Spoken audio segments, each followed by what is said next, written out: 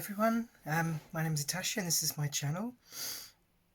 So I'm just getting ready to go out for New Year's Eve and I thought I'd do a quick video just reviewing my 2023, my year, and what sort of progress I've had. So good news, I got made permanent in my job, which is great.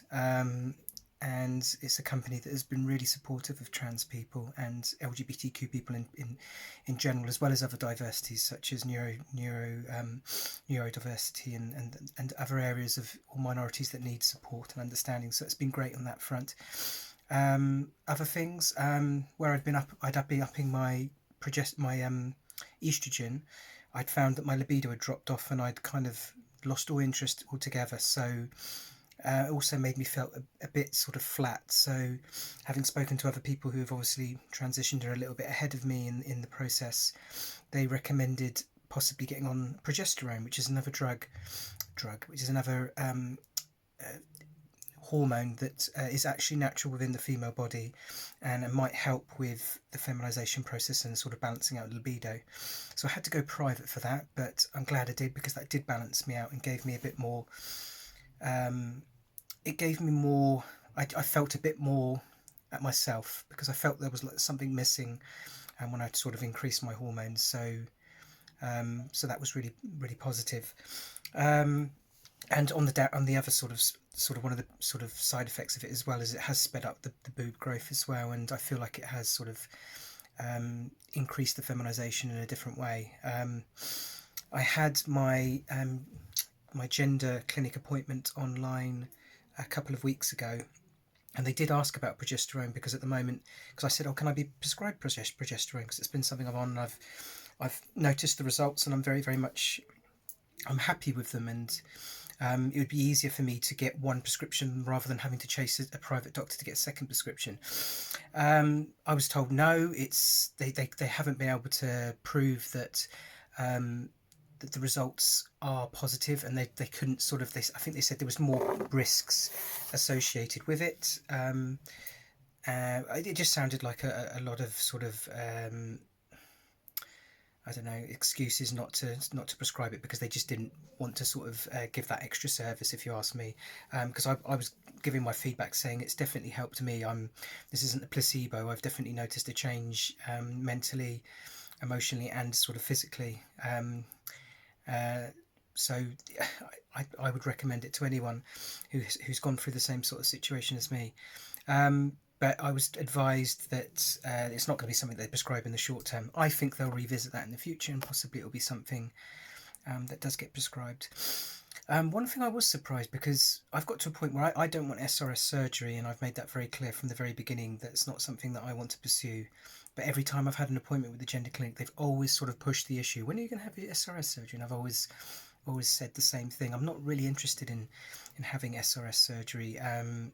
You know, I think they're still stuck in the draconian way of looking at the transgender journey as only being one path, and that we all want to go exactly the same way in exactly the same way. So I reiterated that wasn't something I was interested in.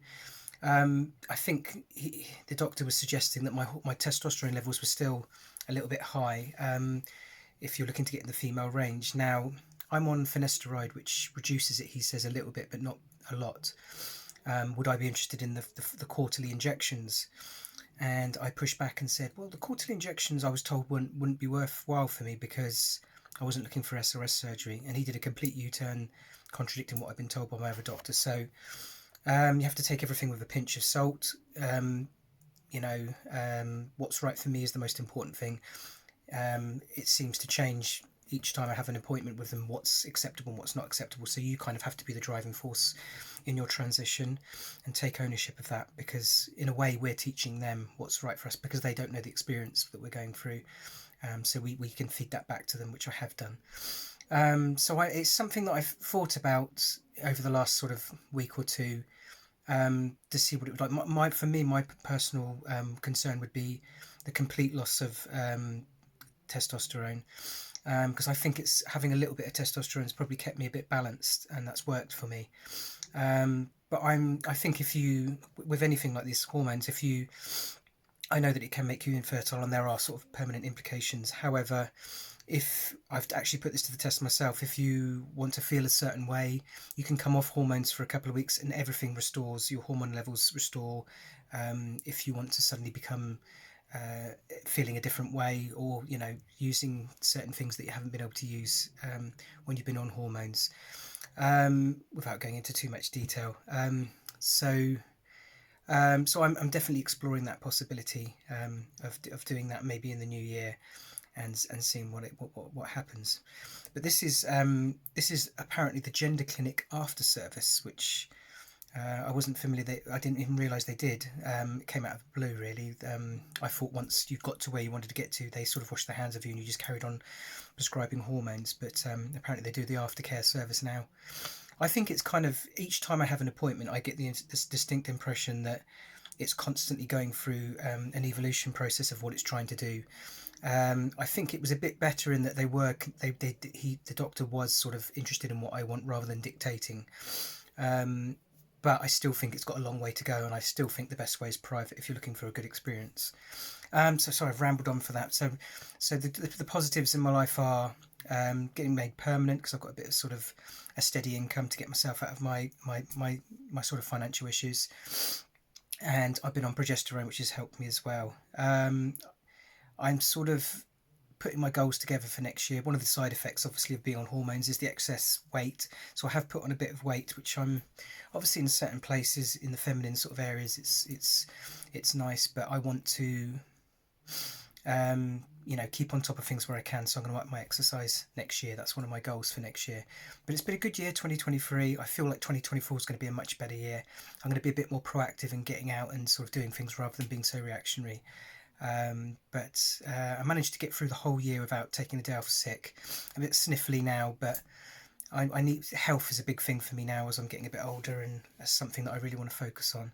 But it's been a good year, and I'm looking forward to 2024 and doing some more of these videos. But I hope everyone had a great 2023, and all the best for 2024. I'll see you on the other side.